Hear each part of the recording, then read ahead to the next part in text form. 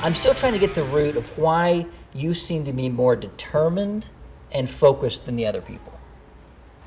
Well, in looking at that, it might be the influence of my mother.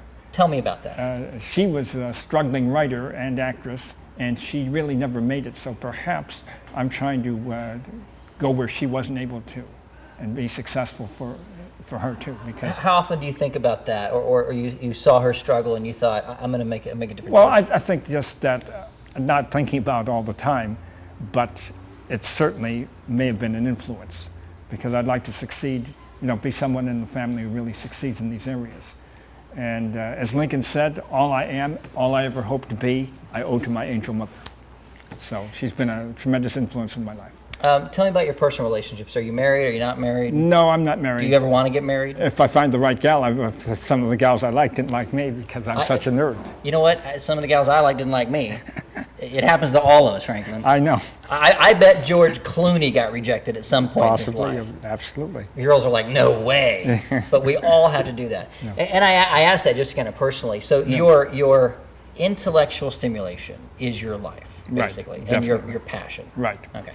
You are the first guest that's brought me props, especially straws, potatoes, cards, and a double-headed dinosaur. Okay.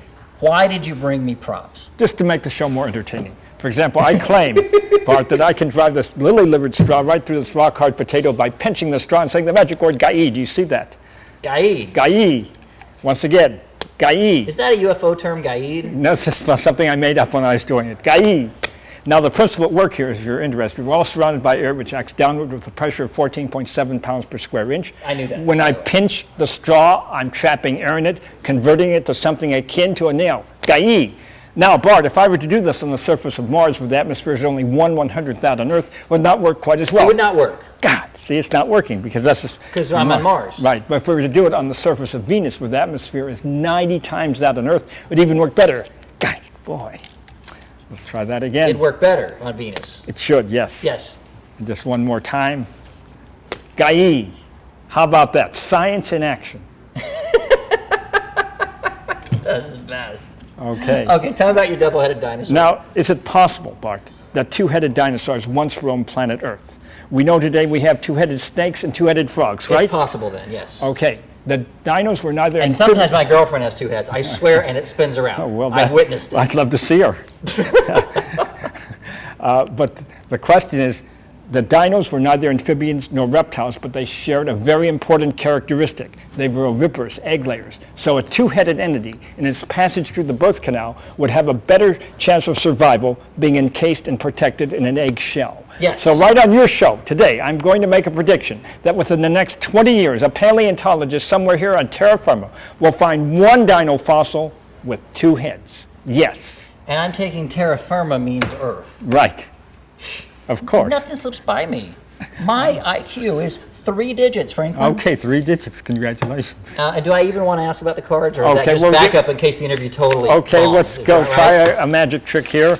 Take one card out. Don't show it to me. Can I show it to the camera? Yeah, of course. Okay. Now, what I'm going to do, Bart, is impart a magic glow to the remaining cards that I learned from a Nepalese shaman. Gai. Now, each one of these cards has a glow on it. That one doesn't. Place your card back in. All right. Is it in? It is in. It's in. There you Okay, go. okay. Let me see if I can find. I'm looking for the card that does not have that glow. Card without a glow. Don't try this at home. We're professionals. Boy, where is that card? I don't. So far, all the cards have a glow.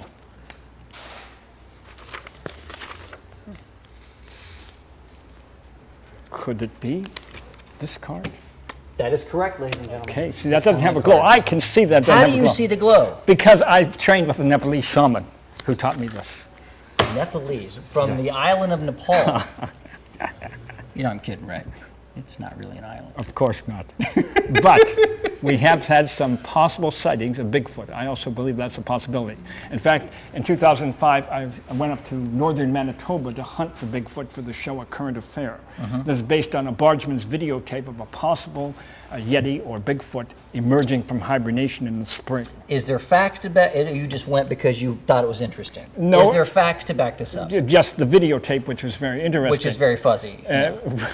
But Current Affair was also sponsoring the trips. The videotape with Paris Hilton was in more focus than the Yeti video. Well, I thought it was pretty good Like for he me. doesn't know what I'm talking about, ladies and gentlemen. Come on, doctor, it's okay. We're all men here. Okay, well, I want to say that we did find some secondary evidence, such as bones of bird bones where the feathers had been pulled off before the bird was eaten, something bears do not do, but something an intelligent creature might do, such as a Yeti. And then flying from Winnipeg up to northern Manitoba, I was really impressed by the forestation in the left, right, north, south, east. You could have had 100 Bigfoot creatures hidden there, and trying to trek through the brush was very difficult.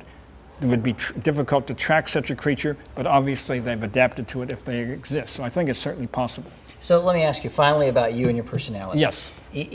What kind of woman would Dr. Franklin Ruehl want if she's out there watching? Who should call and go, Doc, I really want to date? Okay. Describe this woman for us. A good personality, Good personality. great smile, and intelligent. How intelligent? Like chess level, Scrabble level intelligence? You're pretty smart. I mean, Yeah. could you handle like maybe 20 points less than you? Oh, of course. Of course. Of course. The personality is very important. Looks don't matter? Appearance, yes. I really like long hair. I mean, Long hair? Yeah, Ladies, grow your hair if you want to date with Long- It's not a dating show. I'm just doing your leg there. Dr. Ruehl, you are prideful. You are incredibly intelligent. You're fast thinking, occasionally emotionally withdrawn. Okay. You have a touch of arrogance. Okay. You can be a little bit stubborn. Okay.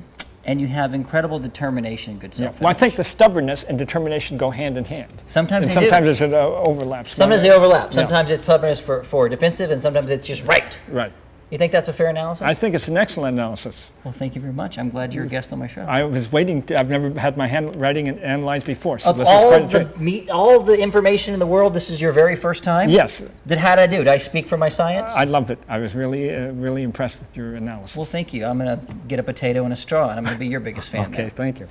May the power of the cosmos be with you until next time, Bart. Yes, sir. Yes, yes, yes. All right. Catch us next time on Bart Baggett Reveals. Bye now.